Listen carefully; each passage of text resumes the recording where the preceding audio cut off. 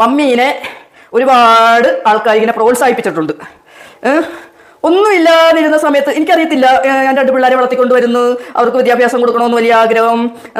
അതിന് മാത്രമുള്ള ചുറ്റുപാടൊന്നും സാഹചര്യങ്ങളൊന്നും ഇല്ല. ഒരു തയ്യക്കാരൻ്റെ ഭാര്യയാണ്. എന്നാലും മക്കളെ നല്ലപോലെയൊക്കെ വളർത്തണമെന്നൊക്കെ വലിയ ആഗ്രഹം, നല്ല വിദ്യാഭ്യാസം കൊടുക്കണമെന്ന് വലിയ ആഗ്രഹം. മമ്മി പഠിച്ചിട്ടില്ലെങ്കിലും മമ്മിക്ക് നല്ലപോലെ പഠിപ്പിക്കണമെന്നൊക്കെ വലിയ ആഗ്രഹം. പക്ഷെ ഞാനൊന്നും കാണുന്നില്ല.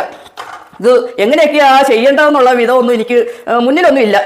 തയ്യൽ കിട്ടിയാൽ കിട്ടി, കിട്ടിയില്ലെങ്കിൽ കിട്ടിയില്ല.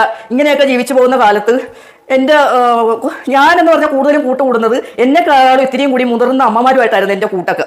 അപ്പോൾ റീത്താമ്മ ചേച്ചി, സിസിലി ചേച്ചി, ഇവരൊക്കെ ആയിട്ടാണ് എൻ്റെ സങ്കടങ്ങളും കാര്യങ്ങളൊക്കെ പറയുന്നത്. അപ്പോൾ അവരൊക്കെ എന്നോട് പറയും, ഇന്ന് അവരാരും ജീവിച്ചിരിപ്പില്ല, എല്ലാവരും മരിച്ചുപോയി. അവരൊക്കെ എന്നോട് പറയും, മോളെ നീ രക്ഷപ്പെടും, നീ ഒരു കാരണവശാലും വിഷമിക്കേണ്ട, രക്ഷപ്പെടും. എന്നുവെച്ചാൽ ഞാൻ കല്യാണം കഴിച്ചിരിക്കുന്ന ഞാൻ ഇതിൻ്റെ മുമ്പത്തെ വീഡിയോയിൽ പറഞ്ഞിട്ടുണ്ടല്ലോ, പപ്പ സംസാരിക്കത്തില്ല, പപ്പയ്ക്ക് ചെവി കേൾക്കാൻ വയ്യ. അപ്പോൾ അതൊക്കെ കൊണ്ട് ആളുകൾക്ക് എന്തോ ഇത്തിരി സിമ്പതിയൊക്കെ ഉണ്ട് എന്നോട്.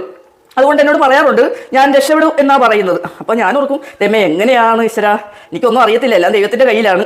എന്തായാലും മക്കളെ പഠിപ്പിക്കാം എന്നും പറഞ്ഞുകൊണ്ടാണ് ഒരുങ്ങി അങ്ങനെ പഠനത്തിലേക്കൊക്കെ പോയി. പക്ഷേ തമ്പുരാൻ തന്ന പോലെ തന്നെ നല്ല മക്കളെയാണ് തന്നത്. അവർ പഠിച്ച് ഏതായാലും ആ അമ്മമാർ പറഞ്ഞ ആ വാക്ക് അച്ചിട്ട കാര്യമായിരുന്നു. അവർ പറഞ്ഞതുപോലെ തന്നെ ഞാൻ രക്ഷപ്പെട്ട്, മക്കൾ വളർന്ന്, അവർ പഠിച്ച്, അവർ നേഴ്സായി, അവർ കാനഡയിൽ പോയി, റയാൻ ചെറിയ ബിസിനസ്സൊക്കെ ചെയ്ത് അങ്ങനെയൊക്കെ ഒരുമാതിരി വലിയ കുഴപ്പമില്ലാത്ത രീതിയിൽ നമ്മളിങ്ങനെ തട്ടിമുട്ടിയൊക്കെ ഇങ്ങനെ പോകുന്നു. എന്നാലും കുഴപ്പമൊന്നുമില്ല, ജീവിതത്തിൽ നല്ല സന്തോഷമായിട്ടൊക്കെ ഇരിക്കുന്നു. അപ്പം മരിച്ചുപോയ എൻ്റെ ആ ചേച്ചിമാരെയൊക്കെ ഞാൻ ഇങ്ങനെ ഓർക്കുക. അവരന്ന് പറഞ്ഞു തന്ന ആ ബലം എൻ്റെ മനസ്സിലെന്നും ഉണ്ടായിരുന്നു. അവരെനിക്കങ്ങനെ പറഞ്ഞു തന്ന ആ ഒരു ധൈര്യത്തിലാണ് ഞാൻ മുന്നോട്ട് പോയത്. അപ്പം